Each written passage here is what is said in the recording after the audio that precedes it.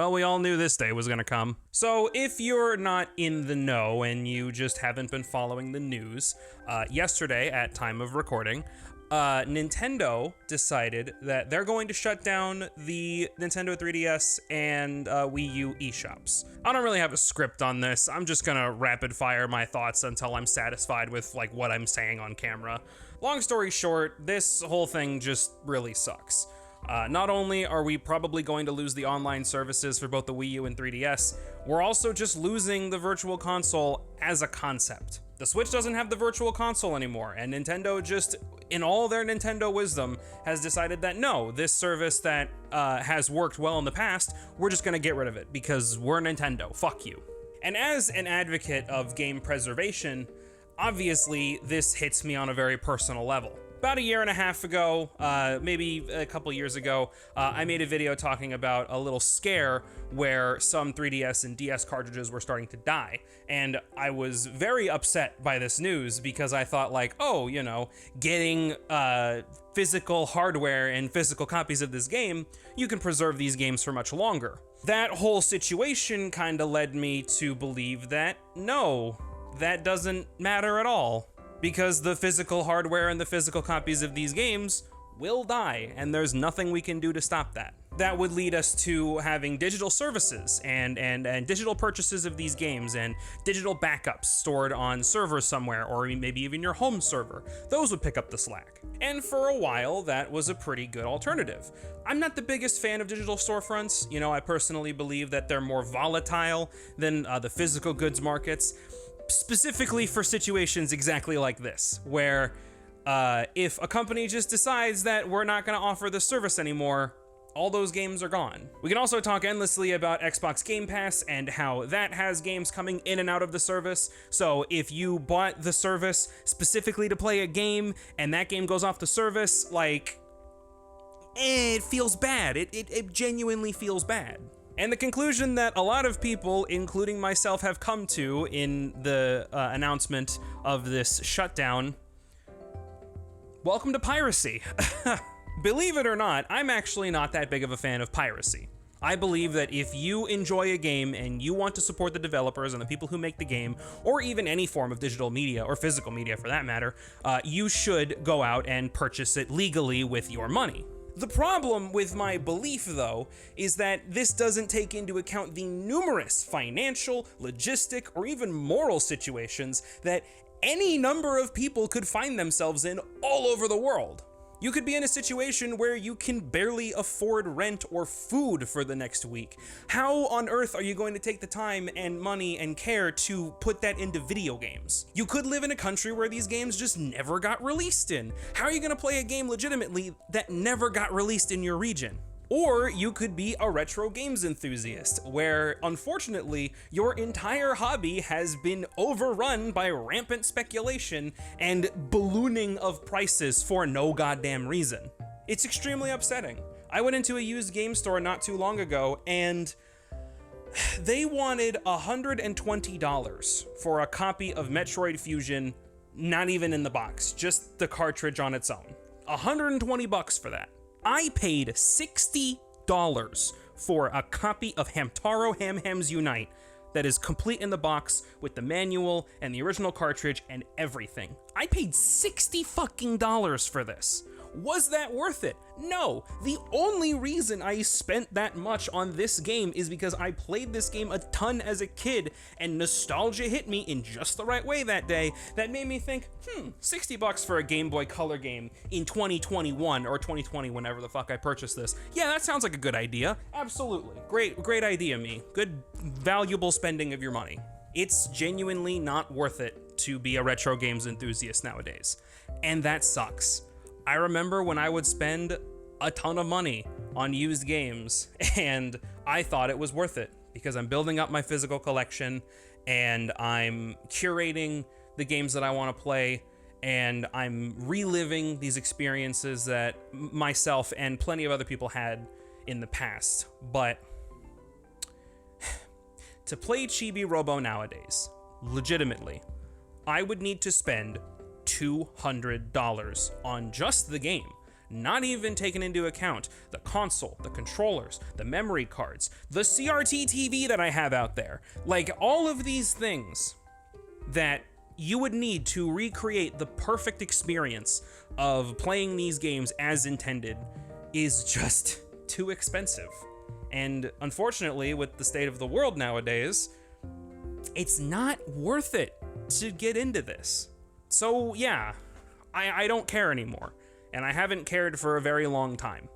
And I'm making this video just to air my frustrations, air out how disappointed I am, and just sort of say I fully support piracy, with the big asterisk on that statement. I believe that piracy is okay if two conditions are met.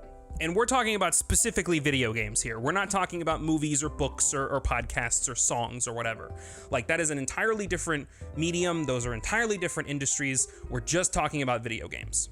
One, is the console even being supported anymore? Like, nobody's gonna care if you pirate Sega Dreamcast games. Who the fuck still supports the Sega Dreamcast nowadays? And two, is there any other way to buy the game? Let's go back to the Sega Dreamcast. You know, I want to play Jet Set Radio because that game is just genuinely fun, and it has an amazing soundtrack and a very unique visual style, and it's a unique game, and I want to experience it.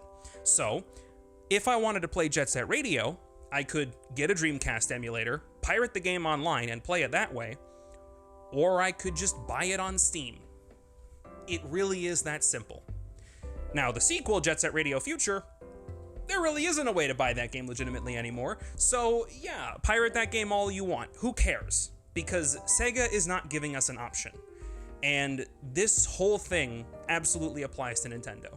There are thousands of games that are just not going to be available to the average consumer anymore. And as much as I want to say, you shouldn't be pirating these games because A, it's illegal, and B, you should be supporting the original creators anyway, you just can't. You honestly just can't. Because let's say you go into a used game store and spend that $120 on Metroid Fusion. Nintendo or the devs are not going to see a dime of that money anyway, and you're just paying into an industry and a hobby that is just way too overblown in prices right now anyway, so you're just feeding into that bubble. It's not worth it. No legitimate way, without just buying it digitally on Steam or any PC storefront or any digital storefront, it's just not worth it. And I've already had lengthy discussions about how bad the Nintendo Online subscription service is, with its general lack of games, general lack of customizability, and general lack of everything, to be quite honest.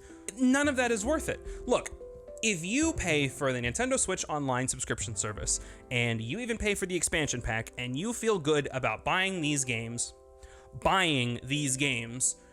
cool. I'm happy for you. I'm glad you feel good about that. But it's the same stuff as the Xbox Game Pass or the Virtual Console. What happens when those services shut down? You know, I'm gonna be paying $60 a year to play Ocarina of Time on a worse emulator and in worse settings and very little customizability. And the worst part is, I don't even own the game. I'm just paying a license to gain access to the game. This is the exact same reason why I hate Adobe so much. Why would I spend all of this fucking money on a product that I don't own? It's also why I don't pay for Netflix or Hulu or any of that garbage. I have a strong personal opinion that subscription services as a concept are just kind of a scam. So already, you know, I don't like the Switch Online service. I pay for it. I pay for the lowest subscription possible just so I can play Mario Party online with my buds. That's it. That is the only reason why I pay for that stuff. Is it worth it? No. But I want to be able to play these games online, and unfortunately, Nintendo has locked that shit behind a paywall. Frustrating. So what is the point of this video? Why am I sitting here and yelling at you about all of this stuff? Why are you even still listening to this? Well, there's a couple things. I need to bring something to the table to this discussion. So what I'm going to do at the end of this video is I'm going to say, hey, look in the description of this video. You will find links to emulators and guides and tutorials, some of which that I've made, and you'll find all the necessary information to play any of the consoles that were previously on the Wii U digital storefront, or even the 3DS digital storefront. I want to be able to give you the information that you need to play the games that you want when you want to, because Nintendo just isn't going to do that for us. So we have to do it ourselves. It's an unfortunate situation to be in, and it's one where you're going to have to slip into the morally gray aspect of piracy, but there really isn't an option nowadays. Now, to keep this video up on the internet, I cannot show you where you can download or pirate these games. It's just not something that I can cover on my channel. What I can do is I can give you some tips on safe travels on the high seas. At the very least, I feel like I should do that. Tip number 1, if you have a VPN, use it. If you don't have a VPN, get one. They're extremely useful. Which one do you get? I don't really know. I use private internet access and I've had a good time with it, but you know, it's up to you to decide what VPN you trust personally. Number 2, be sure to really check what you're downloading. If you happen to download, let's say, Super Mario Brothers .NES.exe, you should not download that at all. That is fake, that is malicious software, it will harm your computer and probably steal very valuable information from you. And the last tip that I have is just to have some common sense. You know, there's a lot of bad people out there, and there's a lot of people that want your information, because that is honestly way more important than you at this point. To summarize this whole story, play what you want to play, be careful when you're pirating games, always support legitimate ways to purchase games if you are able to, and fuck Nintendo.